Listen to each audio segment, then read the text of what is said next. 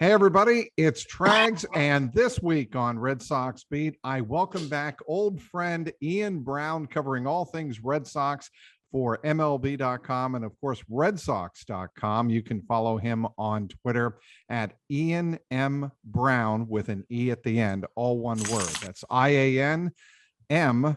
BROWNE. Welcome back, Ian. Have you gotten your rest after a victorious games 3 and 4? I did, Trags. My goal today was not to have to set an alarm clock, and I didn't. And I just got a great sleep for the first time in days. That's great. But it's been an exhausting ride, Trags. You know, you've covered enough playoff runs to know just how tired. It's mentally and physically tiring, man. You get into this thing, and there's like a different intensity level that ratchets up for the players, and it ratchets up for the media too. And there's no question about that. And you made the point before we started recording, so I'll give you the props, even though I was thinking the same thing, damn it. And that is that the last two nights of watching the Red Sox, as we both have, you in person and me from afar, has been like the 2003 ALCS games 4 and 5. Very, very similar feel, both at Fenway Park in 03 and both at Fenway, of course, this time as the Red Sox eliminate the Rays 3-1. It was really amazing to me how much of a throwback it was. Yeah, actually 04 was the one I was talking about. I'm sorry, 04. Yes. Yeah, games of course. 4 and 5. But yeah, I mean, in 04, you had that 12-inning game. They're down 3-0. And you had the 12-inning game in game 4 that Dave Roberts needed to steal the base, and then Poppy hit the walk-off. And then here in game 3, you have a 13-inning game when they seemed to be in control of the game and lost the lead in the 8th inning. And then Christian Vasquez of all people. You got to love the unlikely heroes, Trags. I know you like catchers too. But I do. He was the 8th catcher in postseason history to hit a walk-off homer in a playoff game, and it was he hadn't hit a homer in a month. And Vasquez is just one of those guys that he gives you something kind of when you least. He's a warrior. Yeah, he is. He really is, and he's kind of a heart and soul guy on this team. And then you come back the next day, Trags. You're up 5-0 in the 3rd inning. We're all writing our they did this. They're in the ALCS. Who would have thought? And then you can't give enough credit to the Rays. I mean, they Wander Franco, man, when he hit the home run, the tenor, and you could speak to this better than I can. I think the tenor of the game changed when Franco went deep. He's an unbelievable player, Trags. 20 years old. I don't remember, you saw Juan Soto similarly for the Nationals 2 years ago, but you don't see many guys at that age who are that impressive. And I absolutely loved watching him play all season, really, and especially in this series. But give credit to the Red Sox, because again, how many teams can blow a 5-0 lead at home like that, and there's a runner. Don't forget, there's a runner on second and nobody out. Yes, just is absolutely terrible last night. Renfroe, by the way, I just need to get this off my chest, Track. Sure, that's fundamental baseball. He's got a great arm. All season long, he's been throwing to the wrong base. He makes a needless throw to the plate there. When there is no play at the plate, right? And then so that puts I think it was Rosarina at second instead of first. So now Garrett Whitlock's coming in, man on second, nobody out, and he gets the next 3 guys. He gets through the 9th, and now you just need another walk-off in the bottom of the 9th. And just kind of a little gritty rally here. The Red Sox can play small ball when they have to. Vasquez sets the table with a single. Christian Arroyo, one of the best sacrifice bunts I've seen all season. I mean, this is a lost art, Trags. Guys don't know how to bunt. Tell me about it. I've had Alex Barth on from 98.5, the Sports Hub, and we have argued all season long that the Red Sox just don't seem to care about putting a bunt down. But then it comes to a situation like last night and like, Monday night, and they execute when it's needed the most. It was a great bunt, and then your guy from Ohio, Travis Shaw. Yep. As Alex Cora would say, put the ball in play. Because Cora's always if you put the ball in play, good things can happen. He hits a little squibber to third. He's probably the slowest non-catcher on the team, but he's busting it down the line. And the third baseman, I think it was Diaz, just rushes the throw, makes a bad throw. Choi, probably a smart move. He boxes the thing. Yes, it and was. stops it from going out of play rather than trying to sell out and make the scoop. And then now you're really set up, and now you bring up Kike Hernandez, who's your hottest hitter. And good for Kike for not trying to be the hero and hit a grand slam. He's like, once he was great talking about this after the game. He said once Cora brought Danny Santana in to run for baskets at third, he said now The message was clear. I don't need a really deep fly ball. Right. Hernandez was hilarious, by the way, in the postgame press conference. He said, I would have needed a home run to score Christian from third. But he hits a little 300-foot fly ball, play at the plate, not even close. And then the Red Sox walk off and they're in the, they're in the ALCS. So just a wild 2 days at Fenway, Trags. Yeah, it was fantastic baseball to watch on television. Once you got drawn back into the game, once the Rays made it a game. And that's why I thought, Wander Franco, I think, brought a lot of eyeballs back into or onto FS1. I'm sure people at 5-0 and with Erod really essentially cruising through 5 innings. They were on to Monday Night Football. They, might have flipped on to the Giants and Dodgers early on. And then, you check your phone and all of a sudden the Rays are coming back. And then boom, that's what happened. I'm speaking with Ian Browne, of course, of redsox.com, covering all things Red Sox for MLB.com.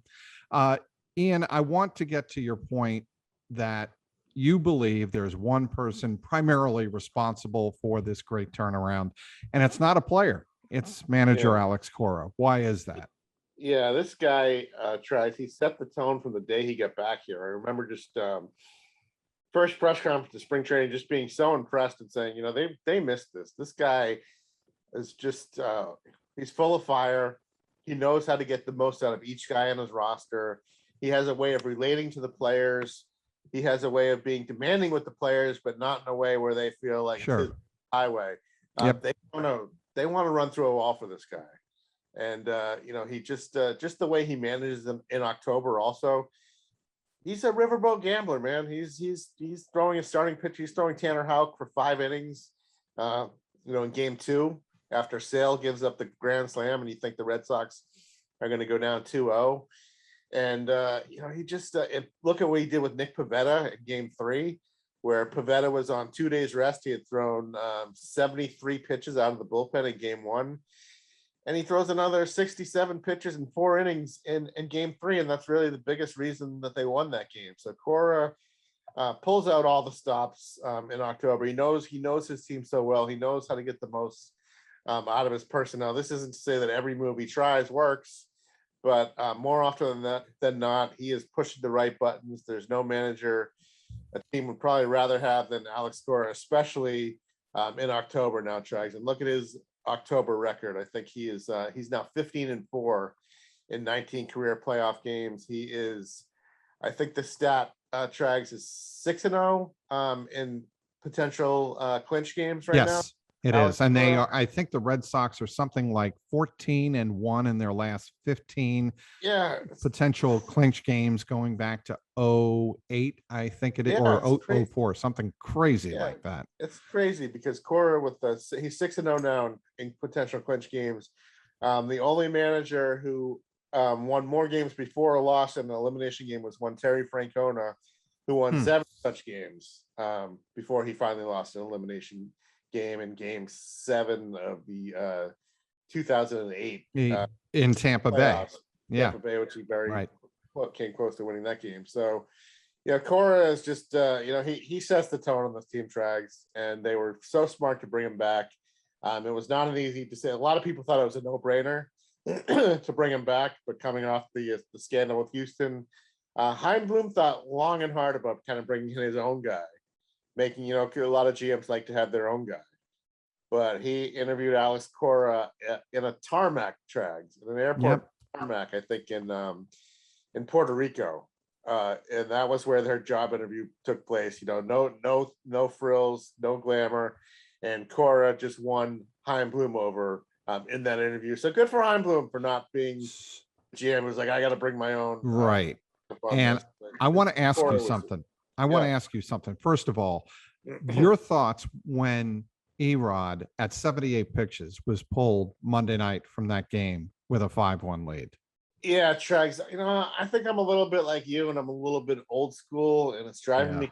This isn't just a Cora thing. This is like every manager in baseball. I think I know where you're going, and I am going to agree, but go ahead. It's just like, if you got a starter going well, ride the guy a little bit. And, you could say the same thing about Evaldi the day before. Yes. Going great. But so this is just the way baseball is going, and I don't want to get on an old man rant. But the platform is yours, Ian. Yeah, you are the guest. Trags with the starter. This is my only criticism of Cora. When the starter is cruising, let the guy go until he gives up trouble. Erod was nails last night. I agree. He was he was unhittable except for the one opposite field. I think it was a Rosarina leading off the 4th inning, something like that. That was it. That was it. Really, the only really well hit ball. The only reason I felt like Erod was going to pitch like that last night is because this has been Erod all year. His best starts are followed by his worst starts. His worst starts are followed by his best starts. He's just the most unpredictable pitcher in the world, except for the fact that he's kind of like an every other outing guy. So when he was as bad as he was in game 1, and that was Cora at his best, by the way, in game 1, was getting Erod out after he only got 5 outs. I think he'd only given up 2 runs at the time, but he said, he's out of here. We're not going to chance this. And then, for him to come back like he did yesterday, just a great performance by Rodriguez. But yeah, I agree with you. I think that maybe you try to see if you can get him through the 6th there instead of just the 15 outs. I just like having the ability to manage your bullpen differently later in games, and part of that might be, Ian, that he knows that there's a 3-batter minimum, right? So he's not going to have the ability to use left, right. You can't do that as much as you used to be able to. So if you're going to get the most out of your bullpen, that is a rationale for pulling your starter early. If you think you have enough quality arms in the bullpen that you want to make use of in a postseason game, then you have to pull the starter earlier to get the most out of that. To get the most out of your bullpen. Yeah, and Cora talks about pockets all the time. Like there's a pocket for a certain reliever. So he pre-scripts a lot of this stuff, which a lot of these guys are doing now. And you saw the worst case of pre-scripting of all time. You know where I'm going with this is Kevin Cash in game 6 of the World Series last year. That was the worst pre-script ever. And it definitely cost his team game 7, might have cost him, a championship. But I think that there's a little bit of that at play. And look, a lot of this time, this analytic stuff works. So if Tanner Houck doesn't give up the 2-run homer to Franco, who's just an unbelievable player, as we discussed, we're probably not talking about this, but it's just the way baseball is in 2021. It's not going to change anytime soon, and that's just gonna have to live with it. And Cora, he gets the results. It might not look pretty at times, but he ultimately got what he needed last night. Chatting up Ian Browne of redsox.com and MLB.com.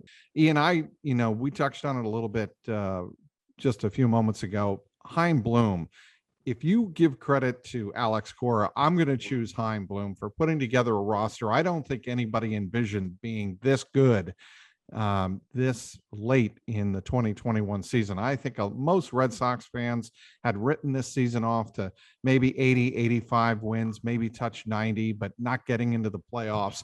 But Chaim Bloom has put together a roster that has clicked on all cylinders in the last 2 weeks. And in this division series that the Red Sox wrapped up on Monday night, over a 100-win Tampa team that a lot of people thought were going to win their first World Series in franchise history.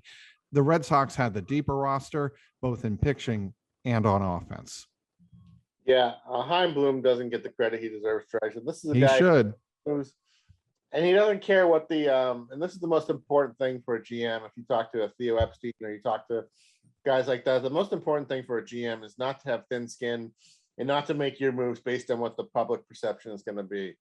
This guy traded Mookie Betts, the face of the franchise, because he sensed that they weren't going to be able to re-sign him, or he's either that or he sensed that John Henry didn't want to give a 12-year contract to Mookie Betts. And I'm not as outraged at this as certain fans are, because I have a hard time giving 12-year contracts, because how often do those contracts? How often are they good? Very rarely.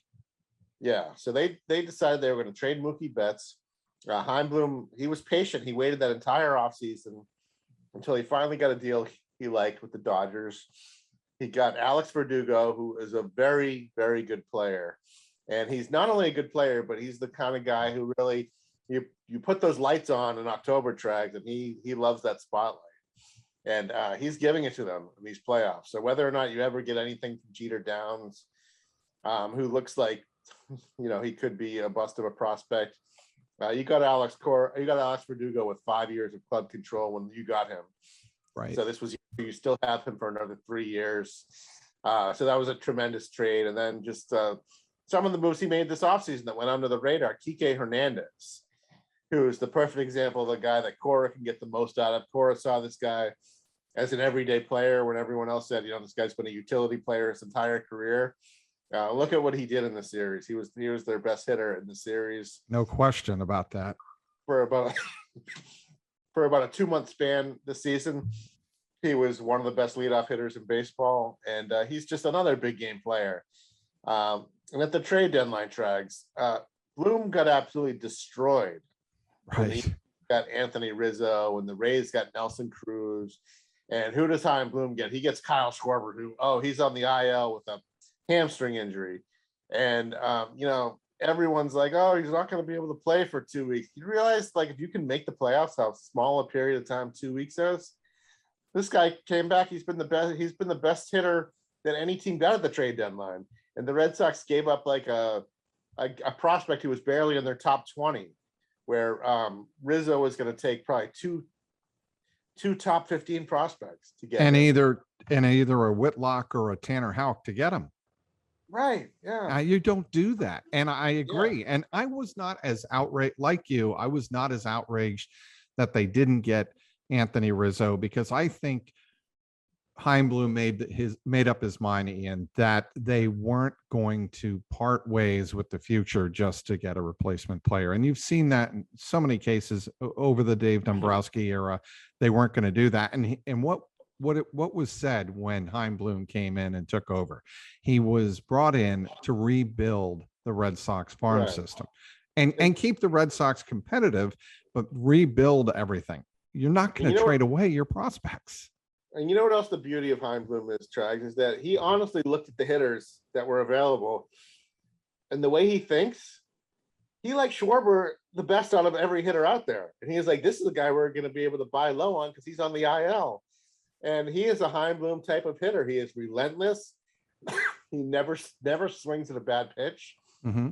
He loves to play in big games. He wasn't a great defensive fit for this team, which is why a lot of people criticized the move. At first, he was a little bit like square peg, round hole here. He never really played first base.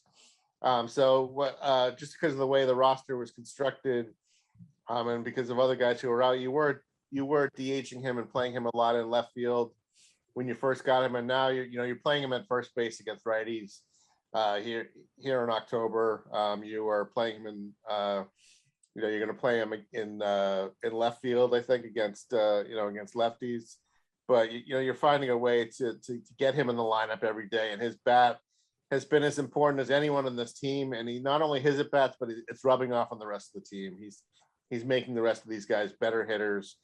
Just watching his at bat, I had no idea how good a player this guy was. Well, that's why Alex Cora, Ian, trusts him as a leadoff hitter. I mean, right. I think a lot of people were surprised, and correct me if I'm wrong, Ian, but I think a lot of people were surprised when they saw him in the divisional series against Tampa as a leadoff hitter.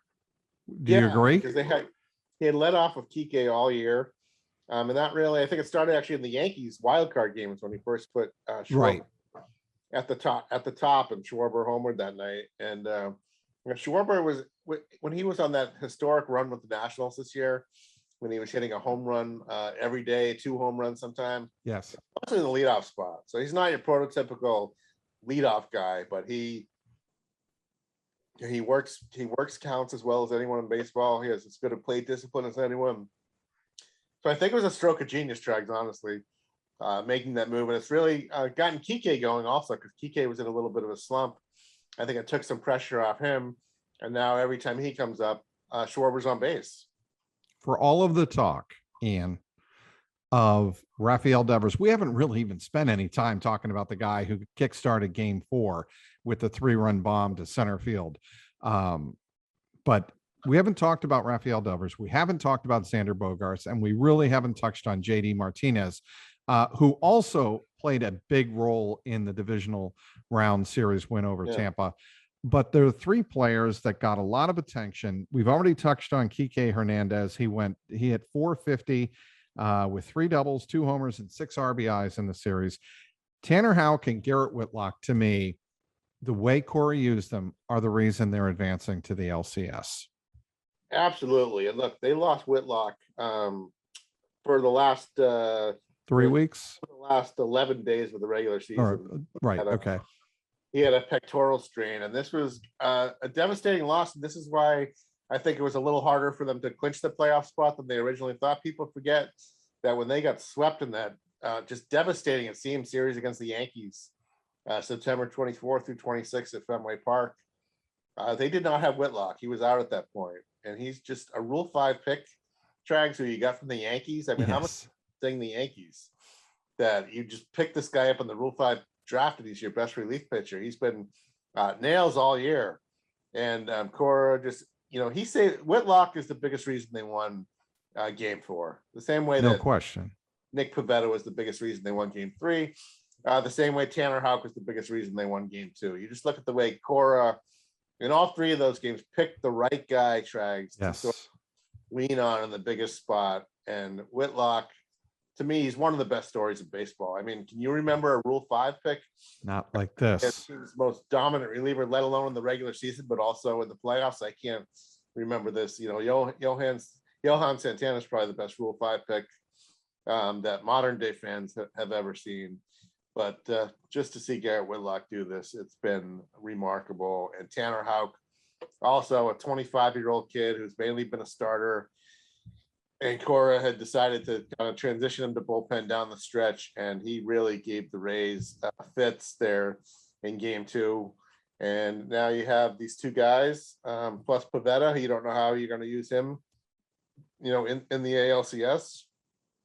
But Cora's got some, as leaky as his bullpen is right now, he's got some guys he can rely on to get bulk innings. Let me ask you: do you think are they realistically expecting anything out of Matt Barnes?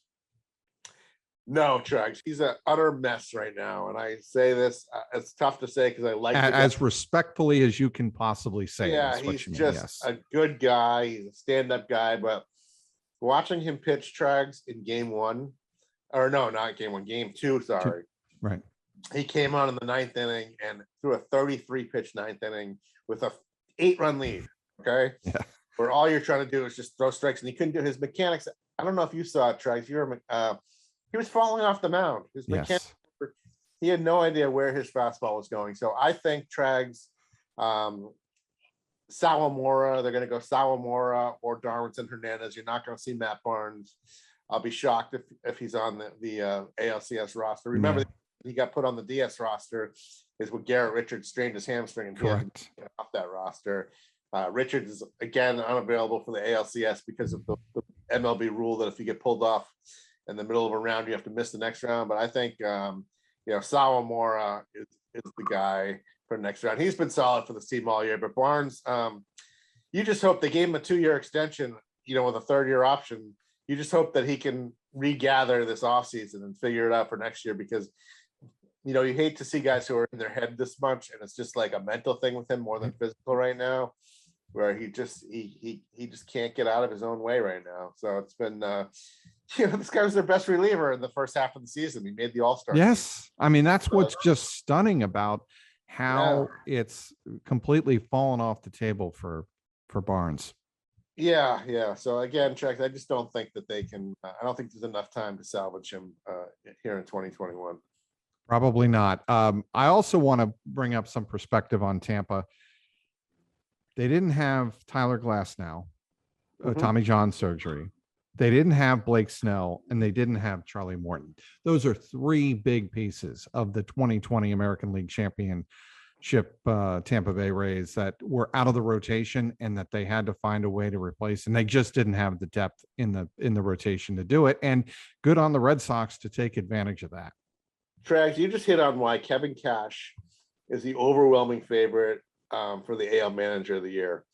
Because not enough is made out of what this guy did, getting 100 wins out of a team that lost their ace pitcher, that got rid of two big-time veteran pitchers in the offseason, and they were just supposed to bounce back. You know, I was wondering in spring training, how the hell is this team going to do what they did last year without these two guys? And then they lost Glass now, and I'm like, how the hell is this team going to do this?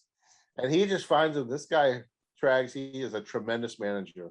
Because of all this Rays way stuff, I don't think Cash gets a lot of the credit he deserves. But he learned from Tito. You know, look at this Tito. Trags, look at this Tito. Here's another story for a different day. Look at this Tito managerial tree. Dave Roberts, Gabe Kapler, Alex Cora, Kevin Cash. What are all these guys, these four managers who are still managing right now? Or Cash is out now, but the other three guys, you know, what are all these guys have in common? They all played for Tito Francona, who was close with all of these guys. And I think these guys all knew that they weren't great players. So they were thought they wanted to stay in baseball after they were done playing. And they all absorbed how Tito. What strikes me as a similarity or a similar trait among all three or four of those gentlemen that you mentioned, they all have a unique, uncanny sense of marrying their player with the game situation. They can all motivate those players and get them ready for using them in a particular game situation as well as anybody. And look, Gabe Kapler might be the most surprising one of all of the ones you named, simply because it was such a disaster in that regard in Philadelphia. If there was one situation where a guy was not suited for a particular city, it was Gabe Kapler in Philly. Yeah, he was a bad fit in Philly. And look, Philly fans, you're either one of them or you're not. And they just not take to him. That's right. Girardi is much more of a Philly type of guy.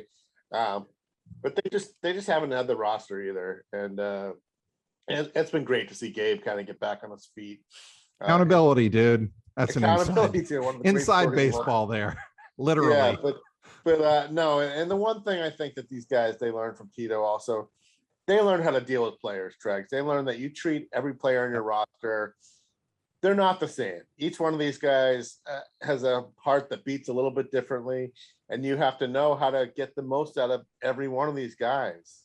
And I think that all of these guys have learned that. They learned it from Terry Francona, and I can't be impressed enough with all of these guys. And I feel old because I covered them all as players, and now I'm watching them as managers.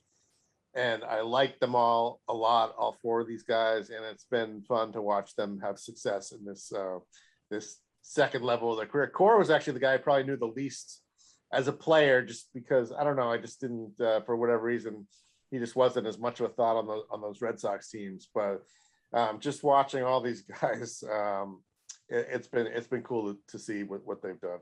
I'm going to wrap up here, Ian, to get your feelings and your thoughts as we look forward to the Red Sox in the American League Championship Series. I do believe that the momentum of the series turned around when the Red Sox were down 5-2 after the Jordan Luplow grand slam, and they didn't hang their heads, and they found a way to come back and outscore them 12-1 the rest of the way. I actually think when that happened to Tampa, they were shell-shocked and they never recovered.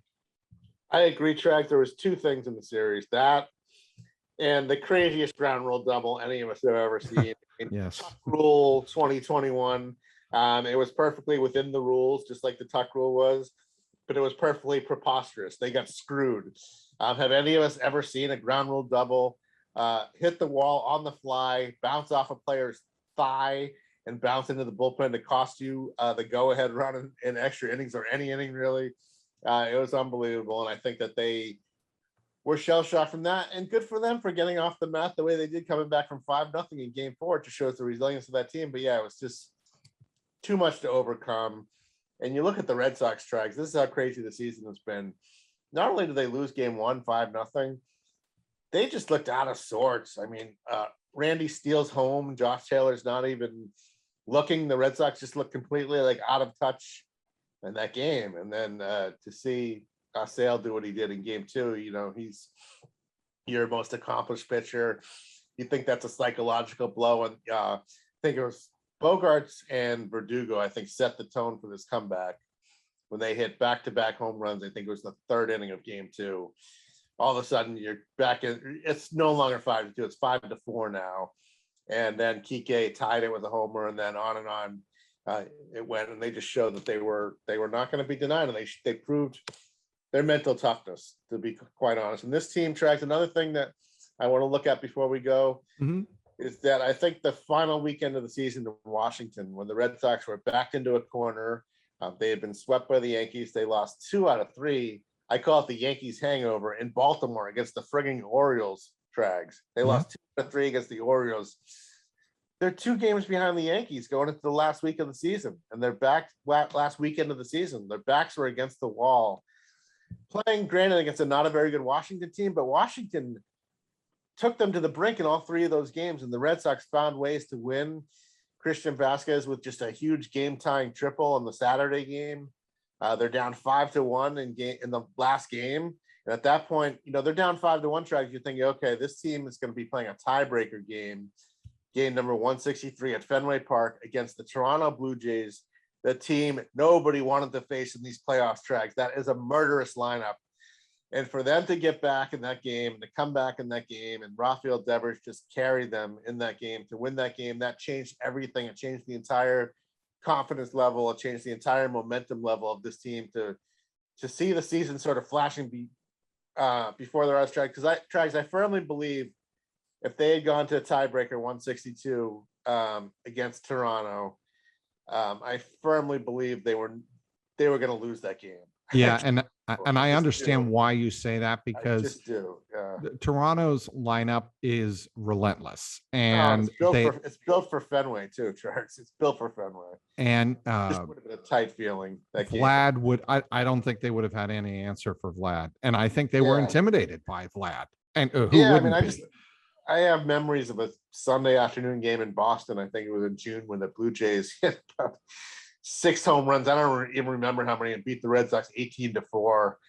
And there was another game in Toronto in August where the Red Sox had a big lead. And then that was a Sunday game. Yeah, the Sunday game. That was the beginning. Look, I know there were some really bad losses during the regular season. So I think that one in Toronto still, to me, is their worst loss of the year. I mean, you cannot name another game that is as hideous as that loss was, particularly at the time, because that was the loss, if I recall, allowed Toronto to leapfrog them temporarily. Yeah, maybe? It was the terrible loss at the end of a terrible road trip in which they had started by getting swept in Tampa by the Rays right at the trade deadline. The Red Sox were actually in first place when that series started. They lost first place for good. Then I believe they went to Detroit, and I think they lost 2 out of 3. 2 out of 3. Mm-hmm. Yeah, and then I think they managed to I can't remember the Toronto. They either split the 4-game series. They lost 3 out of 4, but they lost 3 out of 4. Yeah, the Sunday game, that was a terrible loss, a terrible road trip. The Red Sox looked like they were on the brink of just falling apart. And they found a way, man. They found a way, like they did all year, to kind of get up off the mound. And they looked like they were sinking, and that's what I'm saying they did in Washington also, and they did it in this Tampa Bay series. So it's kind of a theme with this team. It's just their resilience. Well, I want everybody to do themselves a favor, especially if you're a Red Sox fan, and follow Ian Browne's coverage of the Red Sox as they advance to the 2021 American League Championship Series by virtue of a 3-1 victory over Tampa Bay in the American League Divisional Series. Nobody does the Red Sox any better and covers them any better than one Ian M. Browne, with an E at the end, on Twitter. Make sure you follow him. Also follow his coverage on redsox.com and MLB.com. Ian, you're a great friend. Obviously, you know that. And it's always a blast having you on the Red Sox Beat podcast. Trags, it was great talking to you. A lot of fun talking Red Sox with you, and it's been a series. This season has been a thrill ride, and no matter what happens going forward in this next round, I don't think you can say enough about this 2021 Red Sox team. Sometimes the best rides are the unexpected ones, Ian. That's what I've come to know. Yeah, you're damn right about that, Trags. Want to thank everybody for downloading today's Red Sox Beat podcast. Thank our terrific guest, Ian Browne of MLB.com. For Ian Browne, I'm Mike Petraglia, and this has been the Red Sox Beat podcast powered by CLNS Media.